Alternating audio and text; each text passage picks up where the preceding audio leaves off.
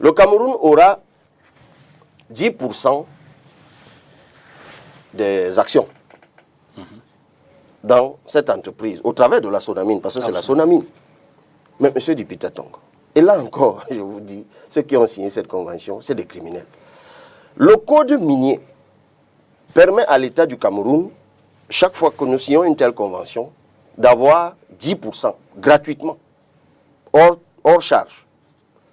Mais il est possible d'augmenter ces parts à la demande de l'État du Cameroun jusqu'à 25%.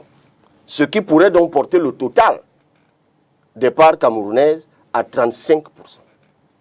Qu'est-ce qui explique qu'on se soit arrêté à 10%, renonçant donc à quelque chose de très important, la minorité de blocage?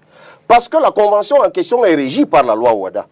Et la loi Ouada, qui est donc la loi qui régit les affaires en Afrique, fixe la minorité de blocage à autour de 33%. Donc avec les 35%, nous les aurions.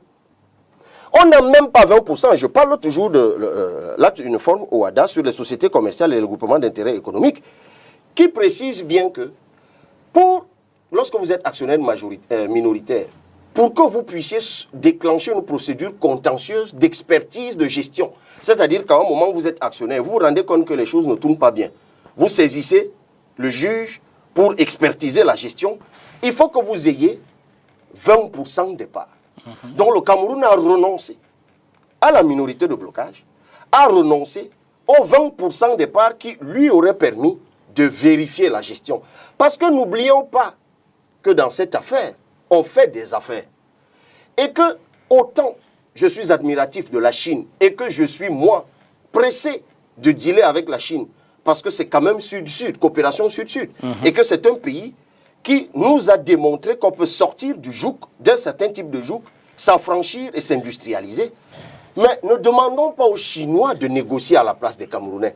Après tout, c'est une entreprise d'État chinoise. Lorsqu'elle arrive ici, ce qui est important pour eux d'abord, ce sont les intérêts des citoyens chinois. Mais les nôtres qui négocient cette affaire, où sont nos intérêts?